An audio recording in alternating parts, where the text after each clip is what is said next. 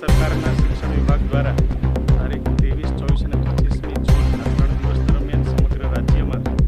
શાળા પ્રવેશ ઉત્સવ કન્યા કેળવણી મહોત્સવ ઉજવાઈ રહ્યો છે. ગુજરાતનું એક પણ બાળક અભણ ન રહે, 100% બાળકનું શાળામાં નામાંકન થાય, સાક્ષરતાનો દર વધે અને ડ્રોપ આઉટ રેશિયો વધે ભાવથી આ શાળા પ્રવેશ ઉત્સવ ગુજરાતના તત્કાલીન મુખ્યમંત્રી અને દેશના યશસ્વી પ્રધાનમંત્રી આદરણીય શ્રી નરેન્દ્રભાઈ મોદી સાહેબે 2003માં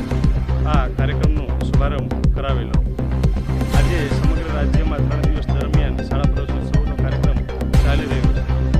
સરકારી શાળાની અંદર પ્રાથમિક વિભાગમાં બાળકોને 100% શિક્ષણ મફત, એને ફી નહીં, એને સ્કોલરશીપ મળે, શાળામાં પાઠ્યપુસ્તકો મળે, એને ગણવેશ મળે,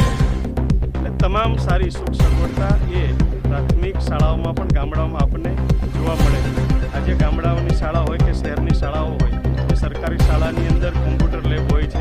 વિજ્ઞાન માટેની પ્રયોગશાળાઓ હોય, સ્માર્ટ ક્લાસ હોય છે, એમ અનેક સુવિધાસભર LED સ્ક્રીન ઉપર જે બાળકોને ભણાવવામાં આવે છે, બધી સુવિધાઓ સરકારી શાળામાં સરકાર જ્યારે આપી રહી છે, ત્યારે ગુજરાતનું એક પણ બાળક અભણ ન રહે એ દિશામાં સરકારના અવિરત પ્રયાસો છે. દેશના પ્રધાનમંત્રી નરેન્દ્રભાઈ મોદી સાહેબ એક પેડ માં કે નામ,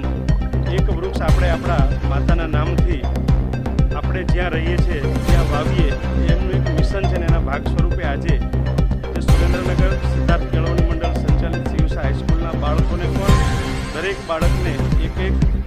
વૃક્ષ આપી અને બધા જ પોતપોતાના ઘરે જ્યાં જગ્યા મળે ત્યાં એ વૃક્ષ વાવવાના છે. હું પણ બધા જ બાળકોને અપીલ કરું છું અને શિક્ષકોને પણ અપીલ કરું છું